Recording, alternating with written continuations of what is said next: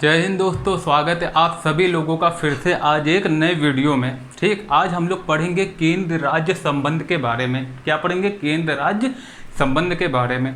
कल हम लोगों ने संघीय विशेषता के बारे में पढ़ लिया था।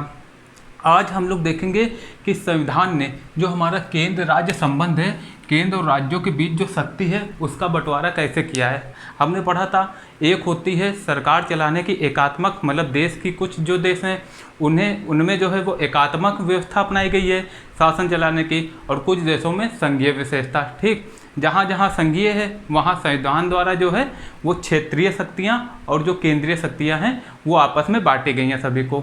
लेकिन अब हम लोगों की प्रणाली कैसी है? हम लोगों की है संघीय प्रणाली। कौन सी? Federal system. लेकिन याद रखना फेडरल सिस्टम भी हमारा दूसरा है, यूनियन टाइप का। कैसा है? यूनियन। मतलब कि जो हमारा देश है वो क्या है? वो राज्यों का समूह है, ना कि राज्यों के बीच समझौता। ठीक, अमेरिका में राज्यों को जो है वो केंद्र से, राज्यों को जो है वो देश से पृथक होने का अधिकार है। ठीक, लेकिन यहाँ पर जो है वो राज्य को संघ से पृथक होने का अधिकार नहीं है। ठीक, उनको कोई भी क्षेत्रीय एकता का अधिकार नहीं है।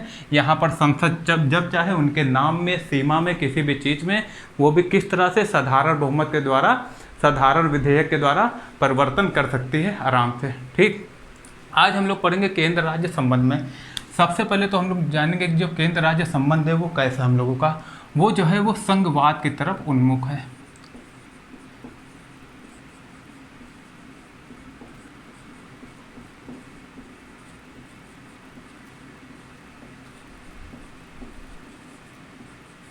संघवाद की तरह उन्मुख है। और याद रखना ये जो संघवाद प्रणाली है हमारे देश में, संघवाद जो प्रणाली है, अगर यह आ जाता है जो संघीय विशेषता है हमारे देश की, वो कहाँ से ली गई है? देखिए, जो संसदात्मक विशेषता है, संसदात्मक प्रणाली वो ली गई है ब्रिटेन से। लेकिन जो संघात्मक विशेषता है, संघवाद की जो भावना है, जो विचार है, वो कहाँ से लिया गया है? वो लिया गया है कनाडा से। मतलब कि जो केंद्र है ना वो ज़्यादा शक्तिशाली है हमारे देश में, कनाडा की तरह ही। ठीक, अब इसमें आ जाता है कि ये जो संघवाद है, केंद्र राज्य संबंध है, वो कौन से भाग में रखा गया है? तो याद रखना वो भाग कौन सा है? भाग 11। इसके तहत कौन कौन से विषय रखे गए हैं? एक है हमारा विधायी संबंध। केंद्र और राज्यों के बीच कौन कौन से विधायी संबंध है? दूसरा रखा गया है कौन कौन से प्रशासनिक संबंध है, या कह सकते हैं कार्यपालक संबंध। और तीसरा है हमारा वित्तीय संबंध।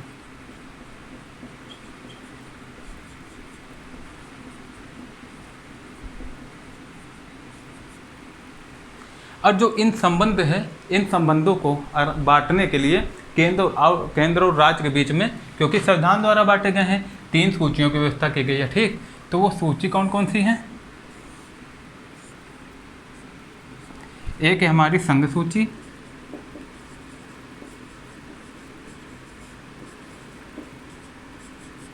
दूसरी कौन सी हमारी? दूसरी हमारी राज्य सूची,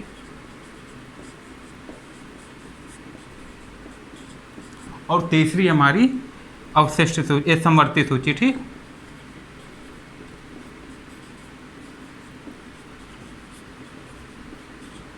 और एक चौथी सूची भी आ जाती है, वो कौन सी है? अवशिष्ट सूची।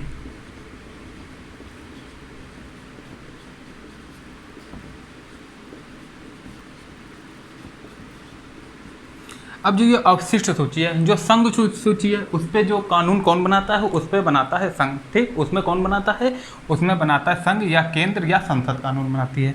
लेकिन जो राज्य सूची है इसमें कौन बनाता है? संसद कानून बनाती है। ठीक, इसमें कौन है? इसमें राज्य कानून बनाता है। ठीक, और जो समवर्ती सूची है उसमें केंद्र मतलब संसद और विधानमंडल दोनों ही कानून बना सकते हैं।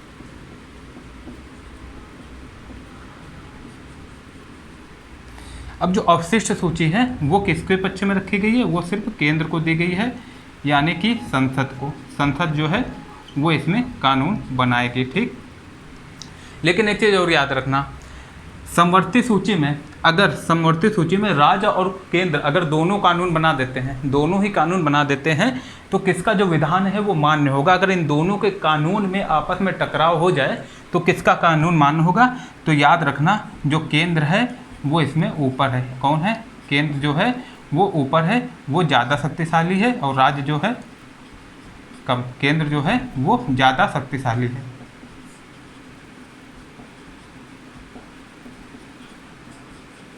है ना, और राज्य जो है वो कम।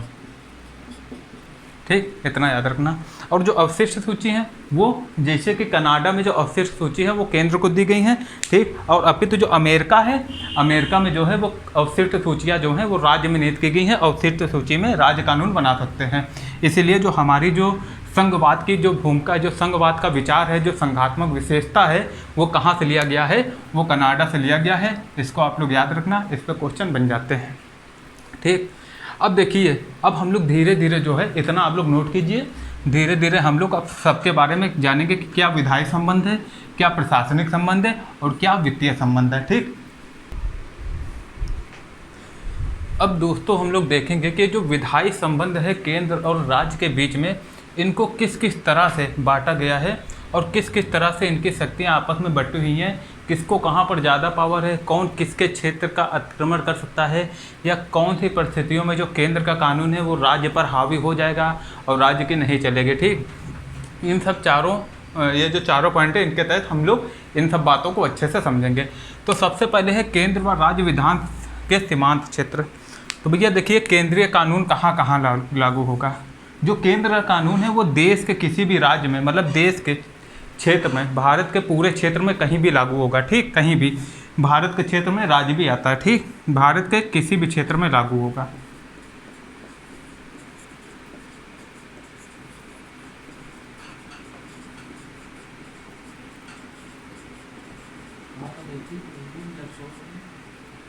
भारत के किसी भी क्षेत्र में लागू होगा।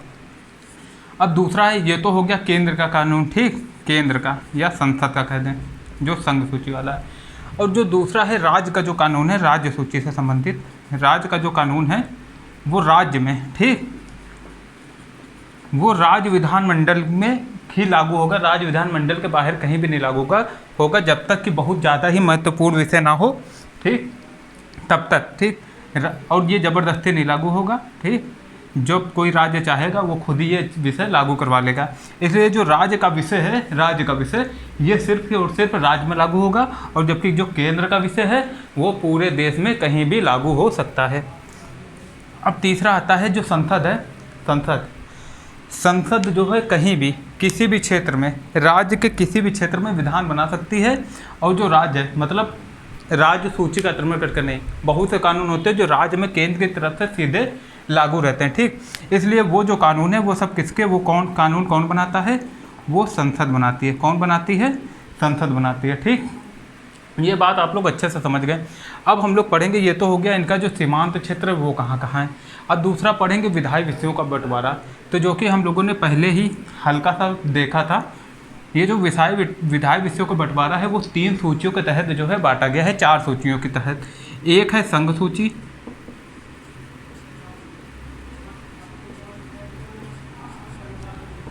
एक है हमारा कौन सा, एक है हमारा राज्य सूची। संघ सूची कौन, जिनमें जो देश है, संसद है, वो कानून बनाती है। राज्य सूची जिस पे राज्य कानून बनाता है। एक है समवर्ती सूची,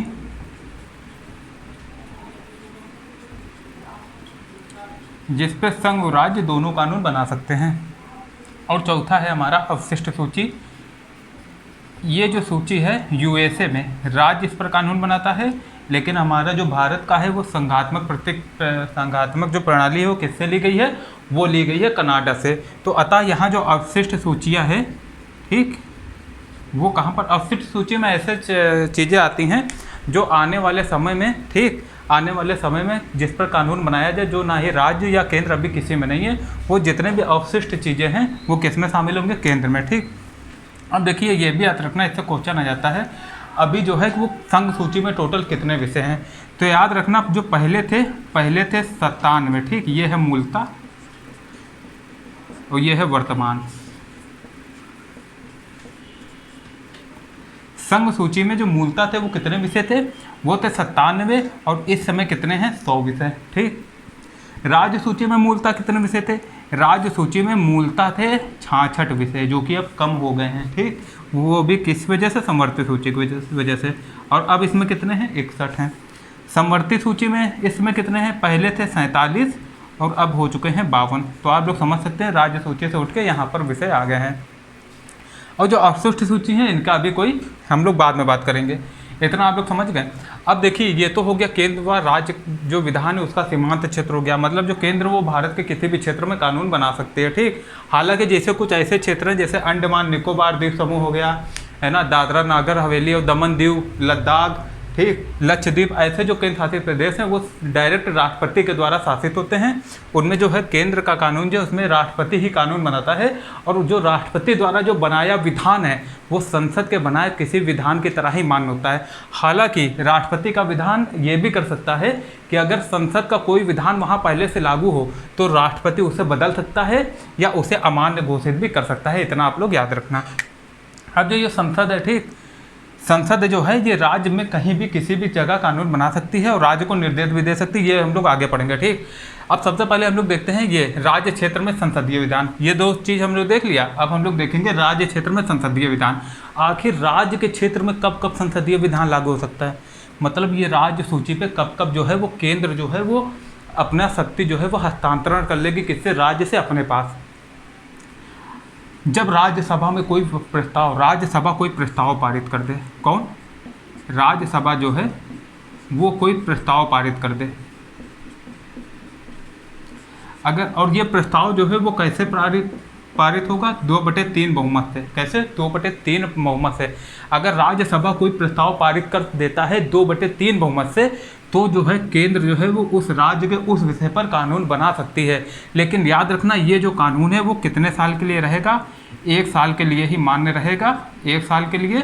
और उसके बाद इसको असीमित मतलब असंख्य बार जो है वो बढ़ाया जा सकता है, लेकिन ये पहली बार में 1 साल तक ही मान्य रहेगा। अब जो दूसरा आ जाता है, दूसरा मान लीजिए कि राष्ट्रीय आपातकाल लगा है। अगर राष्ट्रीय आपातकाल के समय, ठीक, जितने भी आपातकाल हैं, राष्ट्रीय आपातकाल या मान लो हम लोग राष्ट्रपति शासन, ये जो राज्य में नहीं लगता है राष्ट्रपति शासन, वो ठीक, राज्य में जो होता है जो शासन लग जाता है राष्ट्रपति का, उसमें भी क्या होगा, उसमें भी जो केंद्र है वो कानून बनाएगा। ठीक, और ये कानून जो है वो कब तक मान्य रहेंगे, वो ये जो आपातकाल है उससे 6 महीने के बाद तक, 6 महीने के बाद तक प्रभावी रहेंगे। ठीक, अब तीसरा आता है हमारा क्या, तीसरा आ जाता है हमारा, तीसरा आता है कि मान लीजिए कोई राज्य है, क्योंकि एक पॉइंट हम लोग अभी पढ़ेंगे आगे। ठीक, ये हम लोग पहले यहाँ पर देख लेते हैं।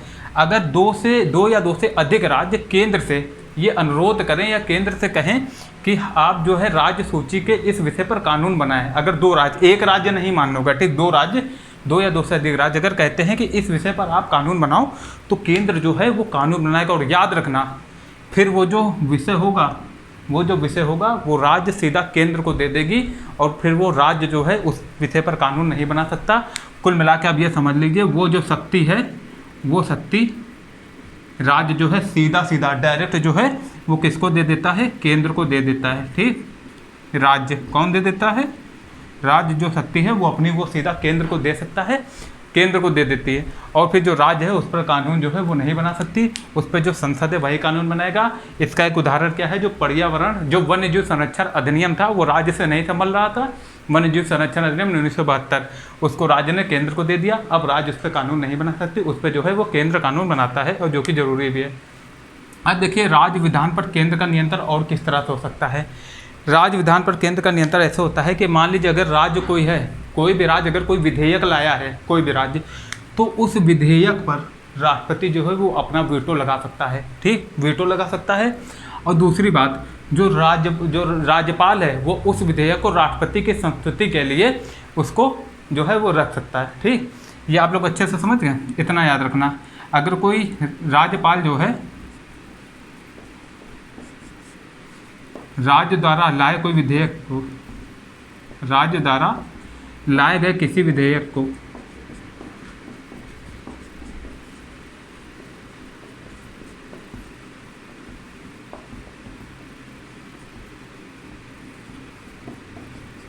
लाए गए किसी विधेयक को राष्ट्रपति की मंजूरी के लिए या राष्ट्रपति की पूर्व स्वीकृति के लिए संरक्षित रख सकता है या रखे रह सकता है। ठीक, तो ऐसे भी जो है केंद्र जो है राज्य के विधान पर नियंत्रण अपना लगाती है। ठीक, तो ये लोग आप लोग छोटा छोटा पॉइंट जो है अच्छे से समझ गए हैं। अब हम लोग इस पर बात करेंगे, किसकी, इस पर बात करेंगे हम लोग प्रशासनिक संबंध, और जो हमारा बाकी रह गया है कौन सा, वित्तीय संबंध। लेकिन उसके बारे में हम लोग कल बात करेंगे। जब तक आप लोग इसको अच्छे से पढ़ना, ये जो टॉपिक है ये बहुत ही ज़रूरी है, इससे डायरेक्ट क्वेश्चन पूछ लिए जाते हैं जो कि हम लोगों ने पढ़ा। अब ये याद रखना आप, ये जो नया है एकदम संशोधित है एकदम। इस समय कितने हैं, वर्तमान में 100 हैं संघ सूची में, 61 है राज्य सूची में और समवर्ती में 52। देखिए इसको याद करने का तरीका हम आपको बता दें। पहले बात तो यार रखो, ये इधर 97 है, मूलता कितने थे, मूलता भी पूछ लेगा। संघ सूची में इधर 97 है और देखो 7 7 मिल रहा है, 97 से 50 कम कर दो, समवर्ती में कितने हैं 47। ठीक, और इधर कितने हैं 66, बीच वाला याद रखो। खाली राज्य में कितने थे मूलता 66। इधर तो देखो 3 बड़े 100 है, 100 सीधा याद रहेगा।